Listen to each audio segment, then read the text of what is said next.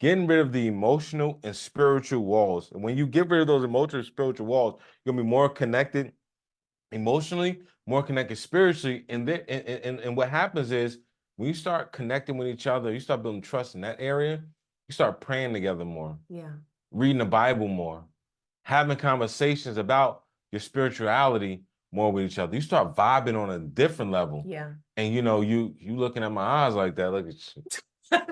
You start vibing on a different level, like the way she's looking at me. But this is things that we had to cultivate. We had to work on this. Yeah. Like we didn't have all this from the get-go. We had some of it, but a lot of it we didn't have because we was clashing, because we had some issues that we need to heal from, because we had emotional and spiritual walls up. And that leads us to number 3, which is cultivate a welcoming environment.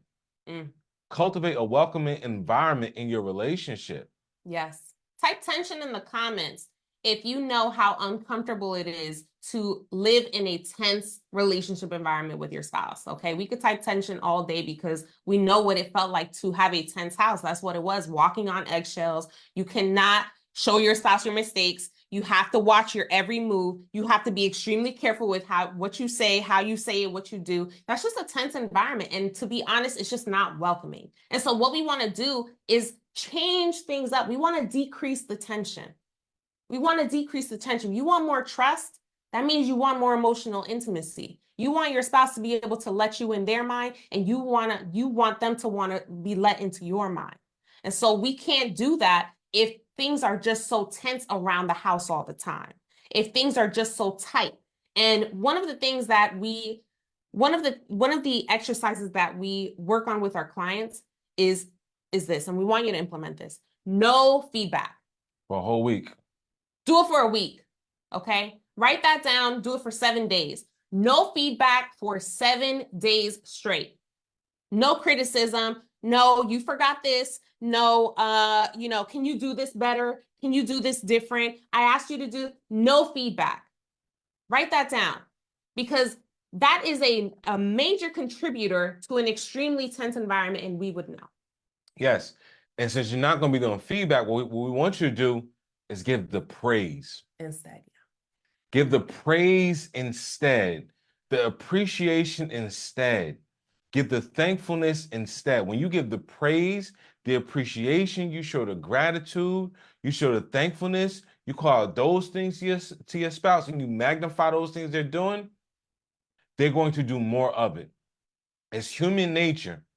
It's human nature that when people uplift us and shine the light on the good things that we do more of it because we feel good, like we've done something, like we've contributed. So we do more of it.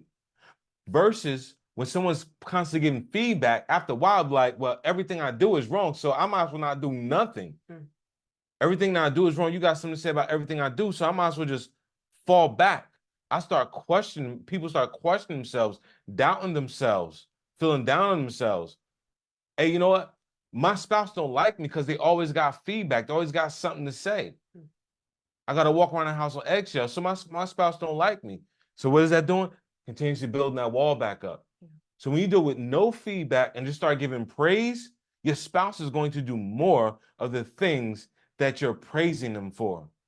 But you got to change your perspective and see that. You got to be looking for the good. Literally looking for the good. And sometimes the good is there, but we just so blinded by negative, we don't even see the good. Because we focus on, they didn't do this, they didn't do that, versus focus on, oh, wow, they did that? Thanks for dinner. Wow, you hooked this up. Yeah. Whatever it may be, those small things, magnify those things. Give your spouse praise, thankfulness, gratefulness for the next 7 days, and no feedback. Game changer. Game changer. That's one of my favorite scriptures too, is Philippians, I think it's 4:8. 4:8 and 4:9. And it says basically to focus on those things that are good, focus on those things that are pure, focus on those things that are lovely, focus on those things that are, beneficial, things of light, things that are great. And so that's what you want to do in your marriage. And that right there is going to decrease the tension and make room for so much more affection. It's going to make room for so much more peace back in your home. That's going to reduce the tension. It's going to get rid of that eggshell type relationship, and make room for peace, make room for intimacy, make room for, cuddling, make room for getting close, make room for receiving each other, for having those deeper conversations.